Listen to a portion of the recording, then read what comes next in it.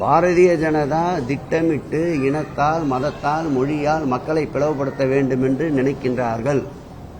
இந்தியாவினுடைய இரும்பு மனிதன் என்று போற்றப்படுகின்ற வல்லபால் பட்டேலினுடைய உறுதியும் நெஞ்சுரமும் கொண்ட திராவிட மாடல் ஆட்சியின் நாயகன் எங்கள் முதல்வர் இருக்கின்ற வரையில் இந்த பிரிவினைவாதத்திற்கு இடம் தர மாட்டார் என்பது சீமான் அண்ணன் அவர்களுக்கும் தெரியும்.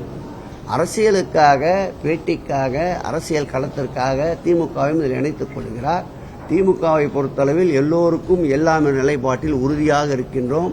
இனத்தால், மொழியால், மதத்தால் தமிழக மக்களை பிளவுபடுத்த எந்த சக்தி ஊடுருவினாலும் நான் ஏற்கனவே சொன்னது போல் இரும்பு கரம் கொண்டு மாண்புமிகு முதல்வர்கள் அடக்குவார்கள். எந்த பட்டியல விவகாரம் ஒன்னையும் ஒழிக்காது.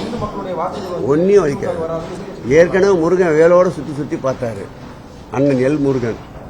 என்ன ரிசல்ட் கிடைச்சது? இந்த ஆட்சியில் நடந்த போல் எந்த ஆட்சியும் நடக்கவில்லை. திருச்செந்தூரை போய் உதாரணமாக எடுத்துக் கொள்ளுங்கள். பழனி முருகன் திருக்கோயிலை போய் உதாரணமாக எடுத்துக் கொள்ளுங்கள். திருப்பரங்குன்றம் குடமுழுக்கை போய் ஒரு உதாரணமாக எடுத்துக் கொள்ளுங்கள். எந்த ஆட்சியில் அனைத்துலக முருகர் பக்தர் மாநாடு நடந்தது? 27 நாட்டை சார்ந்த முருக பக்தர்கள் பங்கேற்றார்கள். லட்சக்கணக்கான மக்கள் 2 நாள் மாநாடு நடைபெற்றது. இந்த வரலாற்று சிறப்பு முருகன் புகழுக்கு புகழ் சேர்த்த ஆட்சி மாண்புமிகு தமிழக முதல்வர் ஆட்சி. நான் ஏற்கனவே சொன்னபோது கூட சொன்னேன், கந்த சஷ்டியில் ஒவ்வொரு முருகர் திருக்கோயிலிலும் 108 அரசு கலைக்கல்லூரியை சார்ந்த மாணவ செல்வங்கள், HRNC கல்லூரியிலே பள்ளியிலே படிக்கின்ற மாணவ செல்வங்களுக்கு கந்த சஷ்டியினுடைய வகுப்புகளை நடத்தி அவர்களையே முருகன் புகழை பாட வைத்த ஆட்சி இந்த ஆட்சி.